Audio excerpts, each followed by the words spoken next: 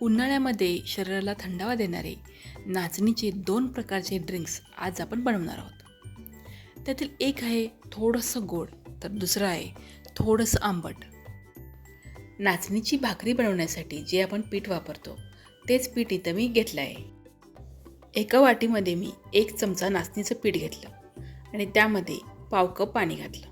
आता हे नाचणीचं पीठ पाण्यामध्ये छान मिसळून त्याची एक चांगली पेस्ट बनवून घेतली.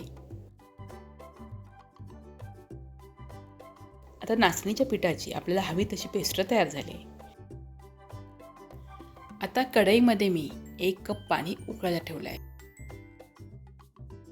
पाणी चांगलं उकळलं की त्यामध्ये ही नाचणीची पेस्ट हळूहळू घालायची आणि पेस्ट घातल्यानंतर लगेचच चमच्याने हे मिश्रण भरभर हलवून घ्यायचं. त्यामुळे नाचणीच्या पिठाच्या गुठळ्या तयार होत नाहीत.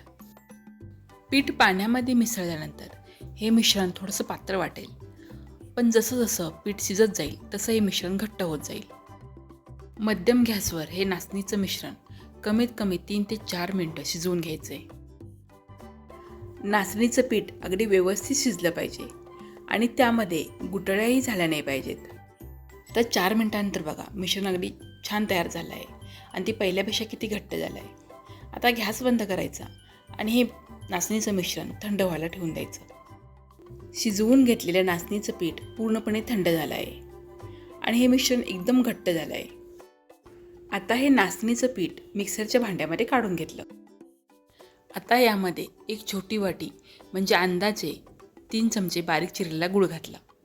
गुळाचं प्रमाण कमी जास्त करू शकता. इथे मी 10 बदाम 2 तास पाण्यामध्ये भिजत ठेवले होते आणि नंतर त्याचे साल काढून यामध्ये घातले. त्याबरोबरच 4 ते 5 काजू बिया घातल्या आणि 1 चमचा सूर्यफुलाच्या बिया घातल्या. आता यामध्ये आपल्या आवडीप्रमाणे मकाना, भिजवलेला अंजीर किंवा सफरचंद, केळ असंही घालू शकतो. आता यामध्ये अगदी थोडंसं पाणी घातलं ज्यामुळे हे मिश्रण एकदम बारीक होण्यास मदत होईल. आता मिक्सरमधून याची एकदम बारीक पेस्ट बनवून घ्यायची आहे. हे मिश्रण खूपच घट्ट झालं तर अगदी थोडंसं पाणी घालून हे पातळ बनवू शकता. आता ही नाचणीची स्मूदी तयार आहे. आता एक ग्लासमध्ये काढून घेऊ. आवडत असल्यास वरती सुकामेव्याचे थोडेसे बारीक केलेले काप घालायचे आणि बर्फ घालायचा. म्हणजे आपली भरपूर कॅल्शियमयुक्त, गोड आणि पोटाला थंडावा देणारी नाचणीची स्मूदी तयार आहे. आणि मी तुम्हाला खात्रीने सांगू शकते, ही नाचणीची स्मूदी जर तुम्ही मुलांना एकदा प्यायला दिली ना तर तुमची मुलं ही दररोज बनवण्यासाठी हट्ट करतील. आता आपण नाचणीचे आंबील बनवू. त्यासाठी एका भांड्यामध्ये मी 2 चमचे नाचणीचं पीठ घेतलं आहे आणि त्यामध्ये पाव कप पाणी घालून त्याची एकदम छान पातळसर अशी पेस्ट बनवून घेतली. आता एका कढईमध्ये 2 कप पाणी गरम करायला ठेवलं. पाण्याला चांगली उकळी आली की त्यामध्ये 1 छोटा चमचा जिरा पावडर, पाव चमचापेक्षा थोडंसं कमी हिंग आणि 2 हिरवी मिरची थोड्याशा मोठ्या चिरून घातल्या. त्याबरोबरच चवीनुसार मीठ आणि छोटा पाव चमचा साखर घातली.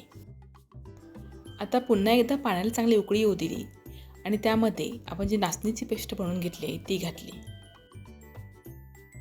नाचणीचं पीठ घातल्यानंतर गॅस मध्यम करायचा आणि हे पीठ चांगलं 3-4 मिनिटांसाठी शिजवून घ्यायचे.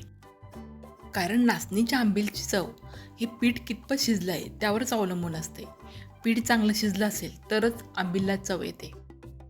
आता हे पीठ चांगलं शिजलं आहे ते गॅसवरून उतरून थंड करायला ठेवू.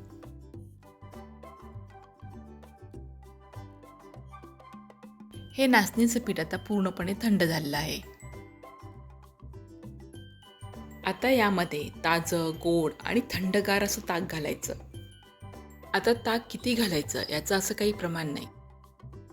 आपल्याला आंबील कितपत पातळ किंवा घट्ट हवे आहे त्या प्रमाणात ताक घालायचं. ताक घातल्यानंतर सगळं मिश्रण छान हलवून एकजीव करायचं आणि सगळ्यात शेवटी यामध्ये बारीक चिरलेली कोथिंबीर घालायची. जर तुम्हाला नाचणीची आंबील आणि नाचणीची स्मूदी एकाच वेळी बनवायची असेल तर तुम्ही एकत्रच पीठ शिजवून त्यातलं नाचणी स्मूदीसाठी थोडंसं पीठ बाजूला काढून घेऊ शकता आणि उरलेल्या पिठामध्ये नाचणीच्या आंबीलसाठी मीठ, मिरची घालू शकता. आणि जर तुम्हाला फक्त एकच ग्लास आंबील किंवा स्मूदी बनवायची असेल तर त्यासाठी एक मोठा चमचा नाचणीचं पीठ आणि 1 कप पाणी पुरेसं होतं.